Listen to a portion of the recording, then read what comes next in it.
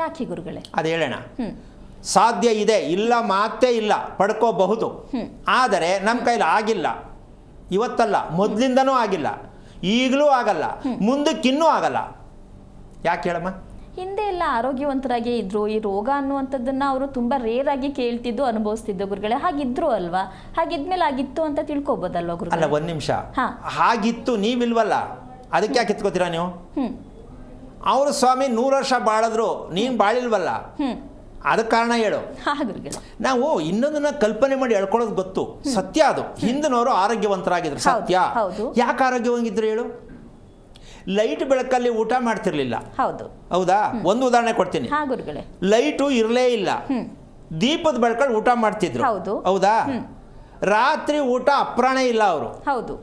ಬೆಳಿಗ್ಗೆ 4 ಗಂಟೆ ಮೇಲೆ ಯಾವತ್ತೂ ಹಾಸಿಗೆ ಮೇಲೆ ಮಲಗ್ದೋರಲ್ಲ ಅವರು.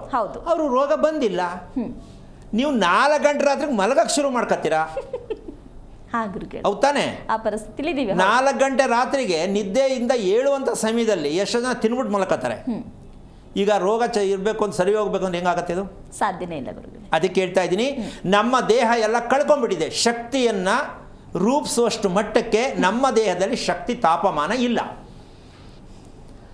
ಈಗ ನಿಮಗೆ ಯಾವುದೇ ರೀತಿಯಲ್ಲೂ ಕೂಡ ಇದಕ್ಕೆ ದೇಹದಕ್ಕೆ ಇರುವಂತಹ ಕಾಯಿಲೆಗಳಿಗೆ ಯಾವ ಕಾರಣಕ್ಕೂ ನಾವು ಕಾಯಿಲೆ ಇಲ್ಲದೆ ಬದುಕಲಿಕ್ಕೆ ಸಾಧ್ಯನೇ ಇಲ್ವಾ ಅಂತಕ್ಕಂಥ ಎಡ್ಜಲ್ಲಿದ್ದೀವಿ ನಾವು. ಯಾವುದೇ ಕಾಯಿಲೆ ಆಗಲಿ ಎಡ್ಜಲ್ಲಿದ್ದೀವಿ. ಅದಕ್ಕೋಸ್ಕರವಾಗಿ ಇದೇ ಭಾಗ ತಗೊಂಡ್ರೆ, ಇದನ್ನ ಹಿಂಗೆ ಸ್ವಲ್ಪ ಮಗು ಹುಟ್ಟಿದ ತಕ್ಷಣ, ಹುಟ್ಟಿವೆ ಒಂದು 6 ತಿಂಗಳು ವರ್ಷ ಅಲ್ಲು ಬರುವಂಥ ಸಮಯಕ್ಕೆ ಬಂದಾಗ ಆವಾಗ ತಿಳ್ಕೋಬೇಕು, ಮಗುವಿಗೆ ಅಲ್ಲು ನೋವು, ಉಳುಕಲ್ಲು, ಇದು ದೊಡ್ಡ ಕ್ಲೂ ಕಣಮ್ಮ. ಎಷ್ಟು ಜನ್ಮಾಂತರದಿಂದ ಈ ಮಗು ದೇಹವನ್ನು ಸರಿ ಮಾಡ್ಕೊಳ್ಳದೆ ಈಗ ಬಂದಾಯ್ತಲ್ಲಪ್ಪ ಅಂದರೆ ಆ ಮಗುವಿಗೆ ಅಲ್ಲು ನೋವು ಪ್ರಾಪ್ತಿ. ಈಗ ನಾವು ಅನ್ಕೋತೀವಿ ಮಕ್ಕಳಿಗೆ ಚಾಕ್ಲೇಟ್ ಕೊಡಿಸ್ತೀವಿ, ತಿನ್ನೋದ್ರಿಂದ ಉಳ್ಕಲ್ಲಾಗತ್ತೆ, ಅಲ್ಲಿ ನೋವು ಬರುತ್ತೆ ಅಂತ ನಾವು ಅನ್ಕೊಂಡಿದ್ದೀವಿ. ಯಾಕೆ ಅಲ್ಲಿ ನೋವೇ ಬರಬೇಕು? ಬೇರೆ ಯಾವ ನೋವು ಯಾಕೆ ಬಂದಿಲ್ಲ? ಅಲ್ಲಿ ನೋವೇ ಯಾಕೆ ಬರಬೇಕು ಅಂದರೆ ಅರ್ಧ ತಲೆನೋವಿಗೆ ಅದು ಪ್ರಾಪ್ತಿಯಾಗಿ ಆಶೀರ್ವಾದ ಮಾಡುತ್ತೆ. ಅರ್ಧ ತಲೆನೋವು ಯಾರಿಗಿದೆ ಅವ್ರಿಗೆ ತಿಳ್ಕೊಂಡ್ಬಿಡ್ಬೇಕು, ಜನ್ಮಾಂತರದ ದೇಹವನ್ನು ನಾವು ರಿಪೇರಿ ಮಾಡ್ಕೊಂಡಿಲ್ಲ, ಈಗಲೂ ಮಾಡ್ಕೊಳಕ್ಕೆ ರೆಡಿ ಇಲ್ಲ. ಕಾರಣ ಗೊತ್ತಿಲ್ಲ. ಅರ್ಧ ತಲೆನೋವು ಅಂತ ಎಷ್ಟು ಜನ ಹೇಳ್ತಾರಮ್ಮ? ಅಲ್ವಾ? ಅರ್ಧ ತಲೆನೋವು ಬಂತು ಅಂದರೆ ಹಲ್ಲು ನೋವು, ಉಳ್ಕಲ್ಲು ಬಂದಿದೆ ಅಂದ ಮೇಲೆ, ಹಲ್ಲಿನ ಸಮಸ್ಯೆ ಇದೆ ಅಂದ ಮೇಲೆ ತಿಳ್ಕೋಬೇಕು, ಇದು ಅನುವಂಶೀಯತೆ ಕಾಯಿಲೆ, ಇದು ಬಗೆಹರಿಯಲ್ಲ, ಇದಕ್ಕೆ ಔಷಧ ಇಲ್ಲ. ಅಂದರೆ ಜನ್ಮಾಂತರದ ಅನುವಂಶೀಯತೆಯ ಕಾಯಿಲೆ. ಯಾಕೆ ಅಂದರೆ ಗೋಡೆಗೆ ಓಲ್ ಮಾಡೋಕ್ಕೆ ಒಂದು ಬೈರಿಂಗ್ ಹಿಡಿತಾರೆ. ಹೌದಾ? ಹಲ್ಗೂ ಬೈರಿಂಗ್ ಹಿಡಿತಾರೆ. ಅಂದರೆ ಎಂಥ ತಾಕತ್ತೈತೆ ಅಂತ ಸ್ವಲ್ಪ ಯೋಚನೆ ಮಾಡಬೇಕು. ನಮ್ಮ ದೇಹದಲ್ಲಿರ್ತಕ್ಕಂತಹ ಒಂದು ಫೌಂಡೇಶನ್ ಎಂಥ ತಾಕತ್ತಿದೆ, ಎಷ್ಟು ವರ್ಷಗಳು ತಲತಲಾಂತ ಲಕ್ಷಾಂತರ ವರ್ಷ ತಡ್ಕೊಂಡು ಬಂದಿದೆ ಅದನ್ನ ಅಂತ. ಎಲ್ಲ ಮಕ್ಕಳಿಗೂ ನಾವು ಸ್ವೀಟ್ ತಿಂದರೆ ಹಲ್ಲು ನೋವು ಬರುತ್ತೆ ಅಂತ ತಿಳ್ಕೊಂಡದ್ದು ಒಂದು ಕಡೆ ಹಾಕೋಣ. ಆದರೆ ಹಲ್ಲು ನೋವು ಪ್ರಾರಂಭ ಆಯಿತು ಅಂದರೆ ಕೆಲವರು ಜೀವನ ಪರ್ಯಂತ ಹೋಗೋದೇ ಇಲ್ಲ. ತಿಂದರೆ ಜುಮ್ ಅಂತದೆ ಅಲ್ವಾ? ಸಾಕಷ್ಟು ಸಮಸ್ಯೆ ಅನುಭವಿಸ್ತಾರೆ. ಆದರೆ ಅದು ಹೋಗ್ಲಿಕ್ಕಿಲ್ಲ, ಬರ್ತಾನೆ ಇರುತ್ತೆ. ಕಾರಣ, ಅದರ ಮೂಲ ಕಾರಣ ನಮ್ಗೆ ಇಲ್ಲಿವರೆಗೂ ಗೊತ್ತಿಲ್ಲ. ನಾವೇನಿದ್ರು ಮೆಡಿಷನ್ಗೆ ಹೋಗ್ತೀವಿ. ಹೌದಾ? ಮೆಡಿಷನ್ ಹೋಗೋದು ಓಕೆ, ಹೋಗಿ. ಆದರೆ ಇದು ನಮ್ಮ ದೇಹದಲ್ಲಿ ಈ ಬಾಧೆ ಏನಕ್ಕೆ ಕೊಡ್ತಾ ಇದೆ ಅಂತಕ್ಕಂಥ ಸತ್ಯವನ್ನು ತಿಳ್ಕೊಂಡಾಗ ತಲೆನೋವು ಅಂತಕ್ಕಂಥದ್ದು ಯಾರಿಗೆ ಸಿಗ್ತಕ್ಕಂತಹ ಒಂದು ಮೆಡಿಷನ್ ಅಂತಕ್ಕಂಥ ವಿಚಾರ ಇದೆಯಲ್ಲ, ಇದಕ್ಕೆ ಮೆಡಿಷನ್ ಯಾವ ಕಾರಣಕ್ಕೂ ಸಿಕ್ಕಲ್ಲ. ತಲೆನೋವು ಬಂದಿದೆ ಅಂದರೆ ತಿಳ್ಕೊಂಬಿಡ್ಬೇಕು, ನಾವು ಇದರಿಂದ ಮುಕ್ತಿ ಇಲ್ಲ. ಕ್ಲೂ ಕೊಡುತ್ತದು.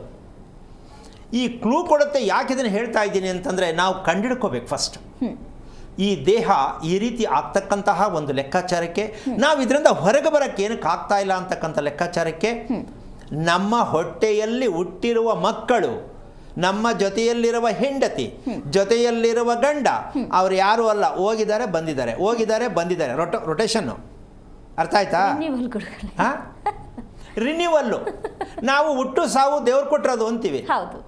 ಎಷ್ಟು ಚೆನ್ನಾಗಿ ಸುಳ್ಳು ಹೇಳ್ತೀವಿ ಲೆಕ್ಕ ಹಾಕೊಳ್ಳಿ. ಎಷ್ಟು ಸಾರಾಸ ಸುಳ್ಳು ಹೇಳ್ತೀವಿ ನಾವು. ಆ ದೇವ್ರು ಕೊಟ್ಟಿದ್ರಿ, ಮಗು ಹುಟ್ಟಿದ್ದು ಸತ್ತಿದ್ದು ದೇವ್ರು ಕೊಟ್ಟಿದ್ದಂತೆ. ಅದೆಂಗಾಗತ್ತೆ? 100 ವರ್ಷ ಬಾಳು ಅಂತ ಭಗವಂತ ಕಳಿಸಿರೋದು. 40ಕ್ಕೆ ಡಮಾರಾದ್ರೆ ದೇವ್ರು ಹೇಳಿದ್ನಾ? ಯಾಕೆ ಈ ಸುಳ್ಳನ್ನು ನಾನು ತೋರಿಸ್ತಾ ಇದ್ದೀನಿ ಅಂದರೆ, ನಾವು ಸುಳ್ಳು ಹೇಳ್ಕೊಂಡು ಸೋಮಾರಿತನದಲ್ಲಿ ಬದುಕೋ ಅಭ್ಯಾಸ ನಿಲ್ಲಿಸಬೇಕು. ನಿಲ್ಲಿಸಬೇಕು ಅಂತಕ್ಕಂಥ ಜೊತೆಗೆ ಒಂದು ದೊಡ್ಡ ದುರಂತವಾದ ಒಂದು ವಿಚಾರ ಇನ್ನೊಂದಿದೆ. ಏನು ಅಂದರೆ ಇವತ್ತು ನಾವು ಮಾಡುತ್ತಿರುವ ಈಗ ಪ್ರೆಸೆಂಟಾಗಿ ಮಾತಾಡ್ತಿರೋ ವಿಷಯಕ್ಕೆ ಬರ್ತೀನಿ. ಅದು ಮುಂದಿನ ಭಾಗ ಹೇಳೋಣ. ಏನು ನಮ್ಮ ಕೈಯಲ್ಲಿ ಅದನ್ನು ರೆಡಿ ಮಾಡ್ಕೊಳಕ್ಕಾಗಲ್ವಾ ಅದನ್ನು ಹೇಳೋಣ. ಕಷ್ಟ ಇದೆ ಆದರೂ ಹೇಳೋಣ. ಆದರೆ ಇವಾಗ ಹೇಳೋಕ್ಕಾಗಲ್ಲ. ಯಾಕೆಂದರೆ ಅದಕ್ಕೆ ಇನ್ನೂ ಮುಂದೆ ಕರ್ಕೊಂಡು ಹೋಗ್ಬೇಕು, ಅರ್ಥ ಮಾಡಿಸ್ಬೇಕು. ಈಗ ನಾವು ತಿನ್ನುತ್ತಿರುವ ಊಟದ ಕತೆ ಎಲ್ಲಿಗೆ ಹೋಗ್ತಾ ಇದೆ ಹಾಗಾದರೆ ಪ್ರಶ್ನೆ ಬರುತ್ತಲ್ವಾ? ನಾವು ಈಗ ತಿನ್ನುತ್ತಿರುವುದು, ಮಕ್ಕಳಿಗೆ ತಿನ್ನಿಸುತ್ತಿರೋದು ಊಟದ ಕತೆ ಎಲ್ಲಿಗೆ ಹೋಗ್ತಾ ಇದೆ? ಇದು ಕೇಳಿದ್ರು ತುಂಬ ಬೇಜಾರಾಗತ್ತೆ. ಒಂದು ಅರ್ಥ ಆಗತ್ತೆ ಅಂತ ಖುಷಿ ಪಡ್ಬೋದು. ಏನು ಅಂದರೆ ಇವತ್ತಿನ ಮಕ್ಕಳಿಗೆ 5 ವರ್ಷ 6 ವರ್ಷ ಮಕ್ಕಳಿಗೇನೆ ಲವ್ ಅಂದ ತಕ್ಷಣ ನಗ್ತಾ ಇರ್ತವೆ. ಅವಕ್ಕೆ ಅರ್ಥ ಆಗೈತೋ ಬಿಟ್ಟಿತ್ತೋ ಗೊತ್ತಿಲ್ಲ, ಏನೋ ಒಂದು ರೀತಿ ಖುಷಿ. ಲವ್ ಅಂತ ಆದ ತಕ್ಷಣ ಚಕ್ಕಂತ ನಗ್ತಿರ್ತವೆ ಮಕ್ಕಳು. ಏನು ಅರ್ಥ ಆಯ್ತು ನೋಡಿ, ಇವತ್ತಿನ ಮಕ್ಕಳು ಎಷ್ಟು ಹುಷಾರವ್ರೆ ಅಂತ ನೋಡ್ಬಿಟ್ಟು ಇವರು ಅಪ್ಪ ಅಮ್ಮ ನಗ್ತಾರೆ. ಏನು ಹುಷಾರೋ ಏನು ವಿಚಾರನೋ.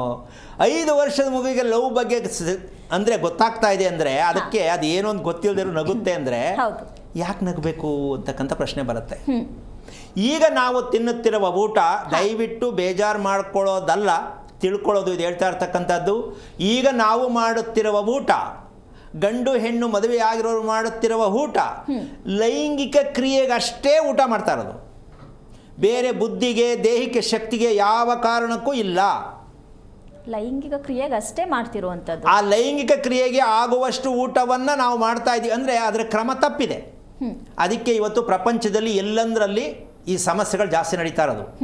ಲವ್ ಕೇಸ್ಗಳು, ಅತ್ಯಾಚಾರಗಳು ಇವೆಲ್ಲ ನಡೆಯೋದಕ್ಕೆ ಕಾರಣ ಇವತ್ತಿನ ಎಲ್ಲರ ಮನಸ್ಸಲ್ಲೂ ಸಿಕ್ಕಾಬಟ್ಟೆ ಓಡ್ತಾ ಇರೋದು ಏನು ಅಂದರೆ ಚೆನ್ನಾಗಿ ತಿನ್ನಬೇಕು ಅಂತಾರೆ ಕೆಲವರು. ಏನು ಚೆನ್ನಾಗಿ ತಿನ್ನಬೇಕು, ಮಗುನು ಚೆನ್ನಾಗಿ ತಿನ್ನಿಸಿ ಬೆಳೆಸ್ಬೇಕು ಅಂತಾರಲ್ಲ, ಅವ್ರ ಮೈಂಡೆಲ್ಲ ಅಲ್ಲಿಗೆ ಹೋಗೋದು. ಯಾಕೆ ಅಂದರೆ ತಿನ್ನಿಸುವ ಕ್ರಮ ಗೊತ್ತಿಲ್ಲ. ಮಗುವಿಗೆ ತಿಂದಂಥದ್ದನ್ನು ಹೇಗೆ ಅದನ್ನು ಸಹಕಾರವಾಗಿ ಅದಕ್ಕೆ ಕೆಲಸ ಮಾಡಬೇಕು ದೇಹಕ್ಕೆ ಅಂತ ಮಗು ಗೊತ್ತಿಲ್ಲ. ನಾವು ಚೆನ್ನಾಗಿರಲಿ ಮಗು ಅಂತ ತಿನ್ನಿಸ್ಬಿಡ್ತೀವಿ. ತಿಂದ ಮೇಲೆ ಆ ಮಗುವಿನ ಮನಸ್ಥಿತಿ ವಿಕಾರತೆಗೆ ಹೊರಟೋಗ್ತಾ ಇರ್ತದೆ. ಏನೋ ನೋಡಬೇಕು, ಏನೋ ಮುಟ್ಟಬೇಕು, ಏನೋ ಎತ್ಕೋಬೇಕು, ಯಾರಿಗೋ ತೊಂದರೆ ಕೊಡಬೇಕು, ಅಥವಾ ಏನೋ ಚಾಕು ಚುಚ್ಚಿಬಿಡ್ಬೇಕು, ಅಥವಾ ಕರೆಂಟ್ ಕೈ ಕೊಡಬೇಕು. ಈ ರೀತಿ ವಿಕೃತವಾದ ಮನಸ್ಸುಗಳು ಇರತಕ್ಕಂಥ ಮಕ್ಕಳು ಕೂಡ ಎಷ್ಟೋ ಮಕ್ಕಳು ಇದ್ದಾರೆ. ಇದಕ್ಕೆಲ್ಲ ಕಾರಣ ಇದೆ ಅಂತ ಸತ್ಯವಾಗಿ ಪ್ರತಿಯೊಬ್ಬರು ಅರ್ಥ ಮಾಡ್ಕೋಬೇಕು. ನಾವು ಎಷ್ಟೆಲ್ಲ ವಿಚಾರಗಳನ್ನು ನಮ್ಮಲ್ಲೇ ಇಟ್ಕೊಂಡು ಇದನ್ನು ಎಲ್ಲೋ ಕೇಳೋಕ್ಕೋದ್ರು ಯಾಕೆ ಇಲ್ಲಿವರೆಗೂ ಹೇಳಿಲ್ಲ ಅಂತಕ್ಕಂಥದ್ದನ್ನು ಒಂದನ್ನು ಅರ್ಥ ಮಾಡ್ಕೊಳ್ಳಿ. ಇನ್ನು ಮುಂದೆ ಯಾವ ಕಾರಣಕ್ಕೂ ಜನನ ದೋಷ ಅಂತಕ್ಕಂಥ ವಿಚಾರ ಇದೆಯಲ್ಲ, ದೇಹದ ಬಗ್ಗೆ ಚಿತ್ರಣವನ್ನು ಕೊಡುವಂತಹ ಯಾರು ಹೇಳ್ತಾರೋ ಅವರೇ ನಿಜವಾದ ಪಂಡಿತರು. ಮಗುವಿನ ಚಿತ್ರಣ ಹೇಳ್ಬಿಡಬೇಕು. ಮಗುವಿಗೆ ಈ ಭಾಗದಲ್ಲಿ ಸಮಸ್ಯೆ ಇದೆ, ಕಾರಣ ಏನಕ್ಕೆ ಬಂದಿದೆ, ಅದಕ್ಕೆ ಏನು ಮಾಡಬೇಕು, ಇದನ್ನು ಯಾರು ಹೇಳ್ತಾರೋ ಅವರೇ ಜಾತಕ ಬರೆದಿರುವಂತಹ ಜ್ಞಾನ ಪಂಡಿತರಾಗಿರ್ತಾರೆ. ನಿಮಗೆ ಕೇಳೋಕ್ಕೂ ಬರಲ್ಲ, ಅವ್ರಿಗೆ ಹೇಳೋಕ್ಕೂ ಬರಲ್ಲ ಅಂದ್ರೆ ನಾನೇನು ಮಾಡಲಿ? ನನ್ನ ಮಗು ಹೆಂಗೆ ಆಗತ್ತೆ ಮುಂದೆ ಕೇಳಿ ಅಂತ ನೀವು ಕೇಳ್ತೀರಾ, ಸುಳ್ಳು. ಅವ್ರು ಹಂಗಾಗತ್ತೆ ಹೋಗಿ ಅಂತ ಅವ್ರು ಹೇಳ್ತಾರೆ, ಸುಳ್ಳು. ಈ ಸುಳ್ಳಲ್ಲೇ ಜೀವನ ಕಳೆದ ಮೇಲೆ ಒಳ್ಳೆಯದಾಗಿ ನೆಮ್ಮದಿಯಾಗಿ ಆರೋಗ್ಯವಾಗಿ ಯಾರಿರೋಕ್ಕಾಗತ್ತೆ? ಅರ್ಥ ಆಗಿದೆ ಅಂತ ಅನ್ಕೋತೀನಿ. ಯಾಕೆ ಅಂತಂದರೆ ಇಷ್ಟು ವರ್ಣನೆಯನ್ನು ಮಾಡ್ತಕ್ಕಂತಹ ವಿಚಾರ ಅರ್ಥ ಮಾಡಿಕೊಂಡಾಗ ಮಾತ್ರ ಸತ್ಯ ಅರ್ಥ ಆಗತ್ತೆ. ನಾವು ಏನೆಲ್ಲ ಬದುಕಲಿಕ್ಕೆ ಹಣ ಮಾಡೋಕ್ಕೆ ಏನೆಲ್ಲೋ ಸರ್ಕಸ್ ಮಾಡ್ತಾ ಇದ್ದೀವಿ.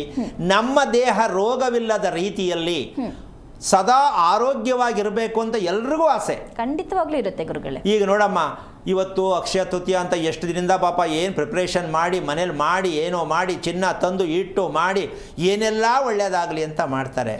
ಎಲ್ಲಿಂದ ಎಲ್ಲಿಗೆ? ಅದಕ್ಕೆ ನಾನು ಹೇಳಿದ್ದು, ಚಿನ್ನ ತರೋದ್ರಿಂದ ನಿಮ್ಗೇನು ಒಳ್ಳೇದಾಗಲ್ಲ.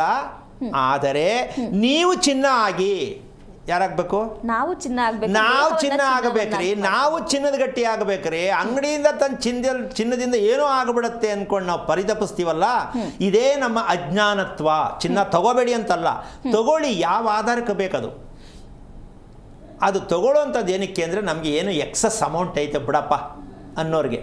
ಕಮಿಟ್ಮೆಂಟಲ್ಲಿರೋ ಅಕ್ಷಯ ತೃತೀಯದಲ್ಲಿ ಚಿನ್ನ ತಗೊಂಡ್ರೆ ಒಳ್ಳೇದಂತೆ ಅಂತ ಕ್ಯೂ ನಿಂತ್ಕೊಂಡ್ರೆ ಅದನ್ನು ಹೆಂಗೆ ಅರಗಿಸ್ಕೊತೀರ ನೀವು?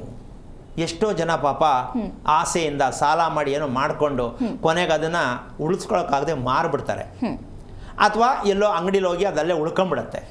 ಸೊ ಈ ರೀತಿಯ ಜೀವನ ಯಾವ ಕಾರಣಕ್ಕೂ ಬೇಡ. ಏನೋ ಮಾಡೋದ್ರಿಂದ ಒಳ್ಳೆಯದಾಗತ್ತೆ ಅಲ್ಲ, ನಾನು ಏನನ್ನ ತಿಳಿಬೇಕು, ಏನನ್ನ ಮಾಡಬೇಕು ಅನ್ನೋ ಸತ್ಯವನ್ನು ಪ್ರತಿಯೊಂದನ್ನು ತಂದೆ ತಾಯಿಗಳು ಅರ್ಥ ಮಾಡ್ಕೊಳ್ಳಿ. ಇದನ್ನು ಲೆಕ್ಕ ಹಾಕಿದ್ರೆ 25 ವರ್ಷಕ್ಕೆ ಮದುವೆ ಮುಗಿದಿರಬೇಕು. ಇವತ್ತಿನ ಒಂದು ಟ್ರೆಂಡ್ ಲೆಕ್ಕಾಚಾರಕ್ಕೆ ಹಾಕಿದ್ರೆ ಹಾ ಗುರುಗಳೇ. 25 ವರ್ಷಕ್ಕೆ ಮದುವೆ ಮುಗಿದಿದ್ದರೆ ಆಮೇಲೆ ಇನ್ನೊಂದು ವಿಚಾರ ಏನಪ್ಪ ಅಂದರೆ ಹಾ. ಮದುವೆ ಮಾಡೋದು ಮುಖ್ಯ ಅಲ್ಲ. ಇವತ್ತಿನ ಹುಡುಗ ಹುಡುಗಿಗೆ 25% ಆರೋಗ್ಯ ಇರೋದೇ ಡೌಟು. ಎಷ್ಟು? 25% ಆರೋಗ್ಯದ ಡೌಟ್. ಈಗ ಮದುವೆ ಆಗಲಿರುವ ನಾನು ಬೇಕಾದ್ರೆ ನೇರವಾಗಿ ತೋರಿಸ್ಕೊಡ್ತೀನಿ. 25% ಆರೋಗ್ಯ ಚೆನ್ನಾಗಿರಲ್ಲ ಇಬ್ಬರಿಗೂ. ಹೆಂಗ್ರಿ ಬದುಕ್ತೀರಾ? ಹೆಂಗ್ರಿ 106 ವರ್ಷ ಇರೋಕ್ಕಾಗತ್ತೆ? ಹೆಂಗೆ ಒಳ್ಳೆ ಮಕ್ಕಳು ಪಡ್ಕೋತೀರಾ ನೀವು? ಯಾಕೆ 25 ವರ್ಷದೊಳಗಡೆನೆ ಮದುವೆ ಆಗ್ಬೇಕು? ಮತ್ತೆ ಹೇಗೆ ಹೇಳ್ತೀರಾ? ಅಲ್ಲ, ಬೇಗ ಹೋಗ್ಬಿಡ್ತಾರಲ್ಲ ಅಂತ. ಆರೋಗ್ಯ ಯಾಕೆ ಇರಲ್ಲ ಅನ್ನೋದ್ರ ಬಗ್ಗೆ ಮಾತಾಡೋ ಗುರುಗಳೇ.